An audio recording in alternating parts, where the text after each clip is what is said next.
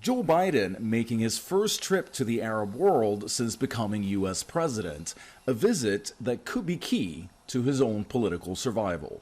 Oil is on the agenda. It's not the primary focus, but it will be on the agenda. And with Americans hurting at the gas pump because of record high fuel costs, Democrats risk losing their majority in November's midterm elections, making it difficult for Biden to pursue his political agenda. Good afternoon, everyone. While in the kingdom, Biden is expected to ask Saudi Arabia, the world's largest oil producer, to increase its capacity, marking a U-turn from his promise not to deal with Mohammed bin Salman after the killing of Washington Post journalist Jamal Khashoggi, which the country's de facto leader denies any involvement in. Climbing down from that position and having to go to Saudi Arabia is quite a volte face for Biden.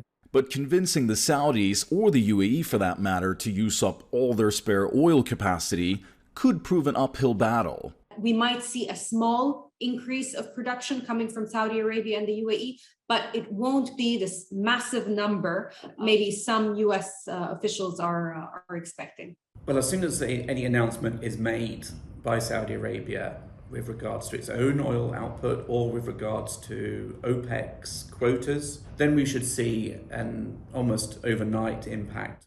And for the White House, repairing ties with Saudi Arabia, which holds huge regional influence, could hold the key to any remote chance of reviving the Iran nuclear deal, which over time would be positive for global oil markets, but require Tehran to change its regional behavior, especially after attacks on oil facilities in both Saudi Arabia and the UAE.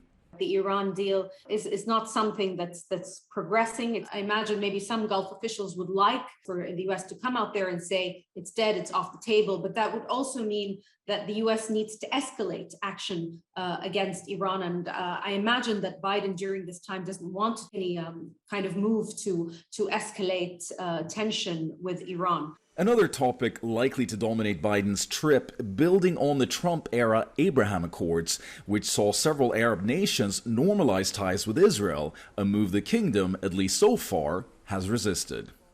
With the approach towards Iran and the situation in Iran, it makes sense for Israel and Saudi Arabia to have more of a common position, which would entail more close contacts and potentially also reaching an accord. No matter the outcome of Biden's visit to Saudi Arabia, by many it'll no doubt mark the Crown Prince's rehabilitation on the world political stage, a scene he could well dominate for decades to come. Jim Stedman, CGTN, Dubai.